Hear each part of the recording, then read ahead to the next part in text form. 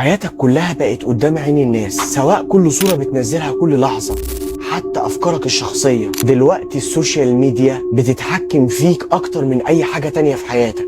إيه اللي حصل؟ إزاي التكنولوجيا اللي المفروض تسهل حياتنا بقت هي نفسها الخطر اللي بيهددنا؟ في الفيديو ده هنتكلم عن الوجه المظلم للسوشيال ميديا، عن الحقائق اللي كتير مننا للأسف مش بيحبوا يعترفوا بيها، حاجات ممكن تقلب حياتك رأسا على عقب لو ما لاحظتهاش.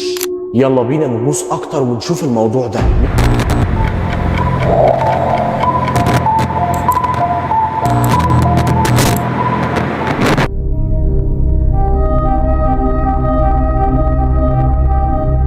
السوشيال ميديا مش مجرد وسيلة تواصل، دي آلة ضخمة بتتحكم في مزاجك وحالتك النفسية، وكمان بتتحكم في صحتك العقلية. في كل مرة بتفتح فيها التطبيق المفضل ليك، دماغك بيطلق مادة الدوبامين اللي هي المادة المسؤولة عن إنتاج هرمون السعادة، ودي للأسف مشكلة لأنك بتتعود على الجرعة السريعة دي من السعادة وبتبقى مدمن بشكل غير واعي. الدراسات بتقول إن زيادة الوقت اللي بنقضيه على السوشيال ميديا بيزود من نسبة الاكتئاب والقلق، خصوصا عند الشباب. الناس حرفيا بقت بتقارن حياتها بالحياة المزيفة اللي بتشوفها على الإنترنت، وده للأسف اللي بيخلق لهم ضغط نفسي رهيب.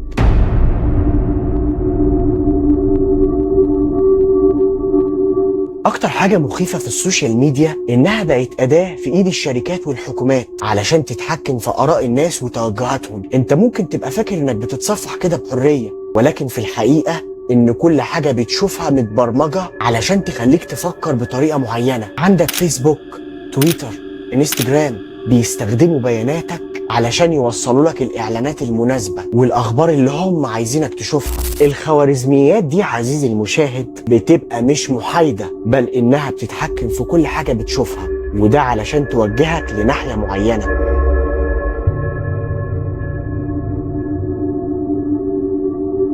السوشيال ميديا صنعت لنا نوع جديد من الإدمان، وهو إدمان المحتوى السريع زي فيديوهات الشورتس. انت حرفيا بتبقى مش قادر تركز في حاجة لفترة طويلة، وده للأسف اللي بيأثر على قدرتك على التفكير العميق والتحليل. ده مش بس بيأثر على تفكيرك، ده كمان بيأثر على علاقاتك. بقى عندك صعوبة في إنك تعيش اللحظة أو تتكلم مع حد بشكل طبيعي. كمان خصوصيتك بقت مجرد كلمة فارغة على السوشيال ميديا. كل مرة بتضغط فيها موافق على شروط استخدام تطبيق أو موقع، انت كده عزيزي المشاهد بتوافق على إنهم يستخدموا بياناتك، وده بأي طريقة هم عايزينها. صورك، رسايلك، موقعك الجغرافي، كل ده بيتم تتبعه وبيعه للشركات اللي بتستخدمه في الإعلانات. الخطر الحقيقي هنا مش بس في اختراق حساباتك، لكن في إن كل حاجة عنك بقت متاحة، وده اللي بيفتح الباب للتلاعب بيك أو حتى استهدافك.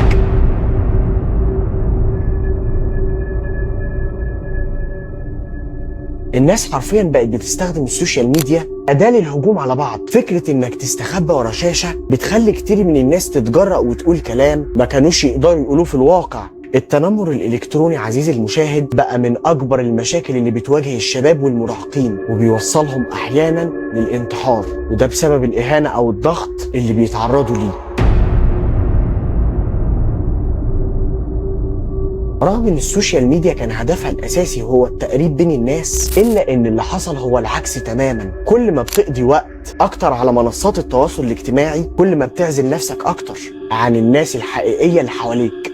بدل ما تقعد مع اصحابك او اهلك، بتلاقي نفسك عايش في عالم افتراضي وبتتكلم كده مع ناس ما بتعرفهمش، وبتبعد عن الواقع تدريجيا. وده للاسف عزيزي المشاهد هو اللي بيسبب نوع من الانعزال الاجتماعي، وبيأثر على قدرتك على بناء علاقات حقيقية مبنية على التواصل الإنساني المباشر.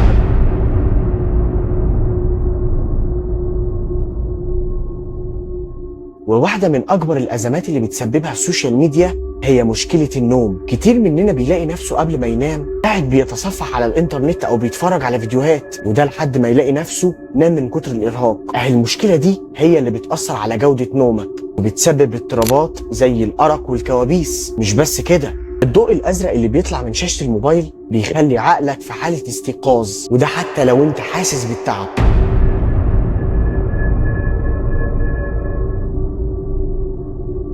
كمان السوشيال ميديا بتعرض لنا صور لشخصيات مشهورة وناس عايشين حياة مثالية، ولكن في الحقيقة إن أغلب الصور اللي بتشوفها مزيفة. وده للأسف بيخلق عند الناس إحساس بالدونية وعدم الرضا عن حياتهم. الناس بقت بتجري ورا المثالية المزيفة دي وبيصرفوا فلوسهم ووقتهم علشان يوصلوا لحاجة غير موجودة أصلا. ده اللي بيسبب إحباط واكتئاب عند اللي بيحس إن حياته مش بنفس اللمعان اللي شايفه على السوشيال ميديا.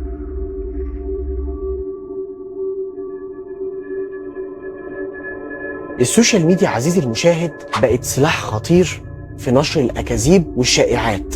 سرعة انتشار المعلومات على الإنترنت بتخلي أي خبر حتى لو كان كذب يوصل لملايين في ثواني، وده بيأثر بشكل خطير على المجتمع لأنه بيخلق لنا حالة من البلبلة وانعدام الثقة في المعلومات اللي بنشوفها. كمان الأخبار الكاذبة مش بس بتسبب مشاكل سياسية أو اجتماعية، لكنها كمان بتوصل لحد التحريض على العنف أو حتى تدمير حياة الناس. في النهاية عزيزي المشاهد لازم تبقى فاهم إنك مش مجرد مستخدم للسوشيال ميديا، أنت سلعة بتتباع للشركات والمؤسسات اللي بتتحكم في كل جوانب حياتك. والخطر الحقيقي مش بس في الوقت اللي بيضيع على الإنترنت، لكن في إن حياتك بقت مكشوفة وأفكارك وسلوكياتك بقت موجهة بطريقة غير مباشرة. ولو ما خدتش خطوات علشان تحمي نفسك هتلاقي نفسك محبوس في دايرة مغلقة، لأن اللي بيبدأ بمشاركة بوست بسيط ممكن ينتهي بتدمير حياتك بالكامل. أتمنى رسالتي من الفيديو تكون وصلت. ما تنسوش تعملوا لايك وشير للفيديو وتشرفوني بالاشتراك في القناة. الله غالب. سلام.